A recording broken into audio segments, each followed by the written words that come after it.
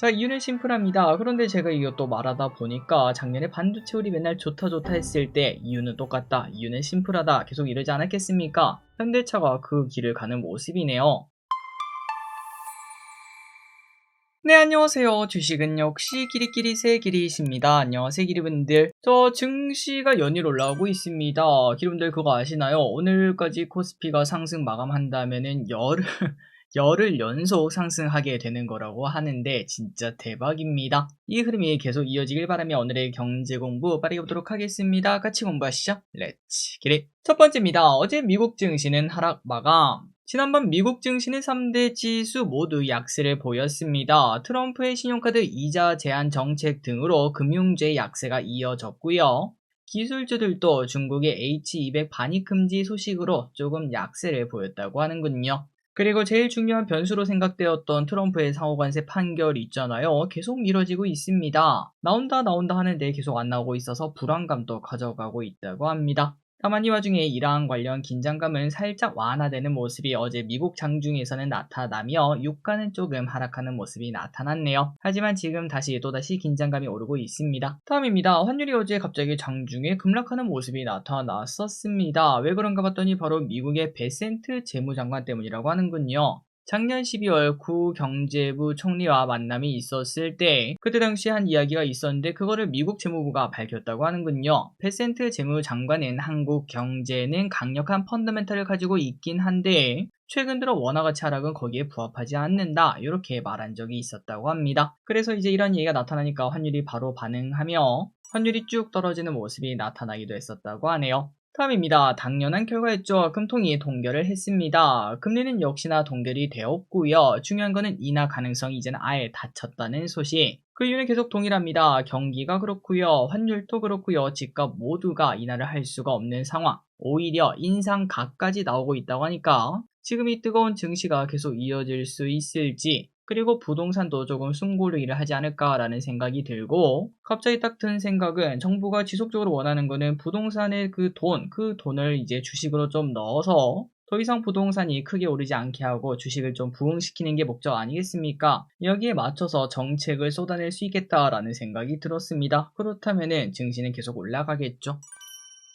다음입니다. 현대차 6개월 내 시가총액 110조 간다. 만년 저평가 현대차가 이제는 정상 밸류를 받기 위해서 달리고 있는데요. 왼쪽의 차트 보면 어마무시하죠. SK증권의 목표가를 55만원으로 대폭 상향을 했습니다. 자, 이유는 심플합니다. 그런데 제가 이것도 말하다 보니까 작년에 반도체 우리 맨날 좋다 좋다 했을 때 이유는 똑같다, 이유는 심플하다 계속 이러지 않았겠습니까? 현대차가 그 길을 가는 모습이네요. 지금 이제 현대차의 가치가 바뀌고 있는 이유는 자율주행과 로봇인데, 자율주행 경쟁력은 알파바이오가 챙겨줄 수 있고 로봇 기대감은 갈수록 커지는 걸 확인할 수 있습니다. 그렇다고 이제 뭐 현대차가 차를 못 파냐? 그것도 아니죠. 차도 잘 팔고 있고요. 거기에 새로운 먹거리인 로봇이 생기는 거니까 당연히 리레이팅이 가능하다라는 얘기가 나타나겠네요. 그리고 또 그만큼 이럴 때 현대차 많이 급하지 않겠습니까? 로봇은 잘하고 있는 것 같고 자율주행이 솔직히 이제 다른 나라 대비 몇 년 뒤쳐져 있는데 그만큼 빠른 드라이브를 좀 걸겠구나, 자율주행 관련 소식이 많이 나타나겠구나 라는 생각이 듭니다. 다음입니다. 포스코도 할 일이 있을까?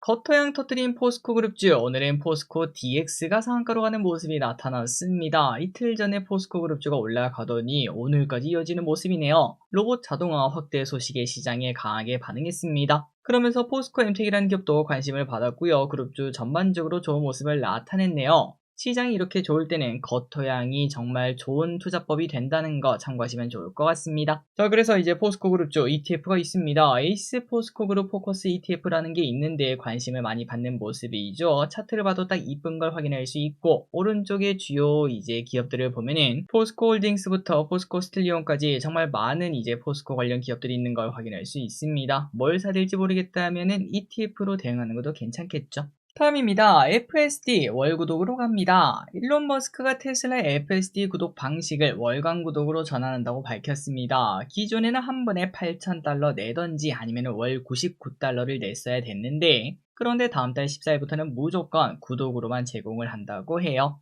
그래서 저는 이걸 보자마자 이제 테슬라가 FSD로 돈을 벌 수 있는 그런 시절이 왔구나 라는 생각을 했거든요. 하지만 시장에서는 그게 돈이 되겠냐라고 생각을 한 건지 일단 테슬라는 어제 2% 정도 하락하는 모습이 나타났습니다. 하지만 저는 다르게 생각합니다. 자율주행 돈이 됩니다. 돈이 안 될 수가 없어요. 제가 자율주행을 좋게 보는 이유도 있겠지만 기리분들도 아마 느끼실 겁니다. 지나가는 테슬라 차량 오너분들은 핸들에 손을 안 대고 있는 상황이죠. 나는 매일 아침 지옥 같은 그런 길을 운전해서 가는데 저 사람은 야 편하게 편하게 그냥 앞만 보고 멍 때리면서 가는구나. 그런 일들이 앞으로 가면 갈수록 주변에서 많이 보이게 되고 결국은 자율주행에 돈을 쓰는 시대가 얼마 남지 않았다고 저는 생각하고 있습니다. 그렇기 때문에 다른 완성차 업계들이 많이 급하겠죠. 다음입니다. 중국 휴머노이드 찍어낸다. 중국이 휴머노이드 강국이 되기 위해서 엄청나게 드라이브를 걸고 있다고 합니다. 중국의 로봇 기업들이 양산 단계에 들어가고 생산 목표를 올리는 상황이라고 해요. 중국의 유비테크는 올해 휴머노이드 생산 규모가 무려 1만 대라고 하고요. 야, 이게 팔리긴 하나 싶을 정도로 생산을 하지만 어쨌든 생산을 늘린다고 하죠.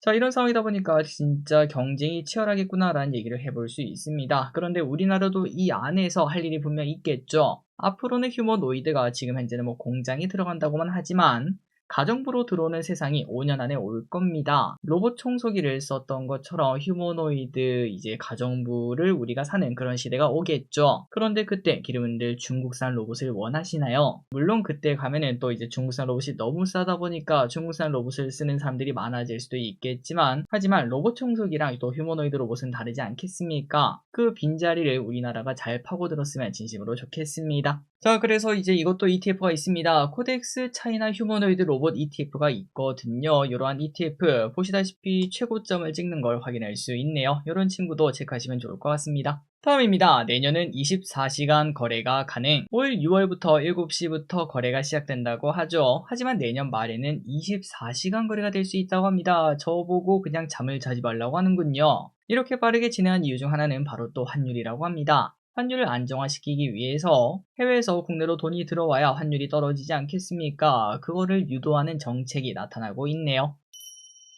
다음입니다. 이란 떠나라. 이란 쪽에서 노이즈가 계속 들려오고 있습니다. 유럽에서는 자국민 철수 권고를 했다고 하고요. 이란 상공에는 비행기가 멈췄다. 움직이는 비행기가 없다. 이런 얘기가 나타나고 있죠. 또한 미국이 24시간 안에 개입할 수 있다는 이야기도 나타나고 있어서 어제 봤던 해지주인 이제 유가 관련주, 해운 관련주가 당분간 급등할 수 있는 시나리오가 나타날지 고민을 해보시는 것도 괜찮을 것 같습니다. 다만 이러한 테마주는 뭐 해야 되죠? 맞습니다. 방망이 짧게 잡고 테마주는 테마주일 뿐 오해하지 말으셨으면 좋겠습니다. 다음입니다. 식품주가 힘이 없어요. 자, 개인적으로 식품주도 충분히 할 일이 있다라고 생각을 하고 있는데요. 하지만 요즘은 좀 속을 썩이는 모습이죠. 다른 애들 다 오르는데 식품주는 하락하는 모습입니다. 자, 그렇다면 식품주가 안 좋은 이유가 뭘까? 내수 소비가 아쉬운 상황이라고 해요. 그리고 여기에 환율도 오르고요. 원재료 비용도 상승하다 보니까 원가 부담까지 등장을 하고 있습니다. 자, 그렇다고 우리 내수가 빠르게 살아날까요? 그리고 원재료 비용이 하락할까요? 환율이 하락할까요? 쉽지 않겠죠.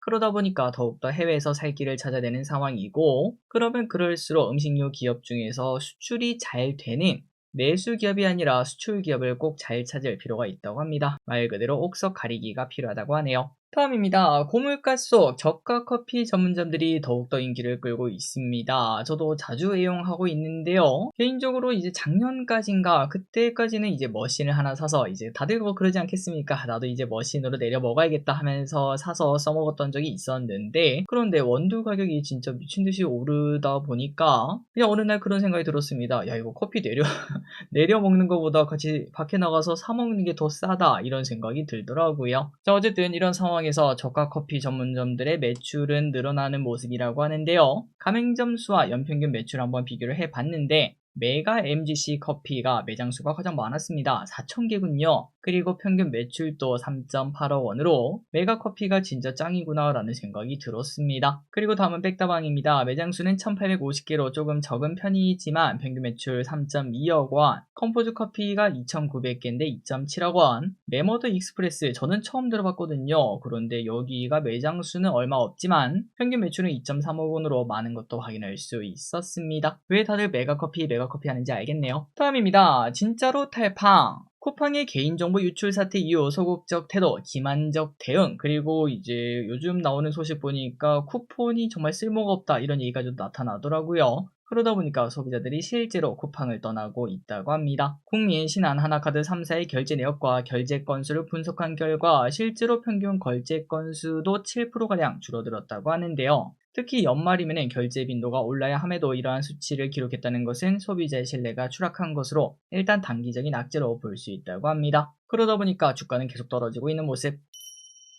마지막 소식입니다. 국민연금 수급에 안 깎는다. 개인적으로 진짜 이해가 안 됐던 거였습니다. 국민연금을 받는데 내가 돈을 벌면은 국민연금이 깎인대요. 아니 그러면 돈을 누가 벌어? 라는 생각이 들었었는데 그런데 앞으로는 그거를 좀 계산한다고 합니다. 자, 작년에는 309만원 기준으로 이를 초과해서 만약에 돈을 벌면은 연금이 감액되었습니다. 100세 시대다 보니까 일거리가 있으면은 조금이라도 더 하는 게 좋잖아요. 그런데 국민연금이 깎이다 보니까 오히려 일하면은 바보 이런 얘기까지도 있었죠. 하지만 올해 6월부터는 월소득이 500을 넘겨도 연금을 전액받을 수 있게 바뀐다고 합니다. 감액 구간 5단계 중 하위 2구간을 폐지했고 기존에는 월급 309만원에서 509만원 구간의 수급자들은 월 최대 15만원씩 감액되었는데 하지만 509만원까지는 감액이 안 되는 걸로 바뀐다고 하네요. 그래서 이제 이 소식을 보다 보니까 이제 고령 인구들이 이제 시장에 조금 남아서 일을 하겠구나 라는 생각도 들었습니다. 아마도 이거를 반가워하시는 분들도 많으실 것 같아요. 자, 오늘의 홍보 여기까지 끝났습니다. 항상 이렇게 중에서 진심으로 감사합니다. 지금까지 길이셨습니다. 빠이요.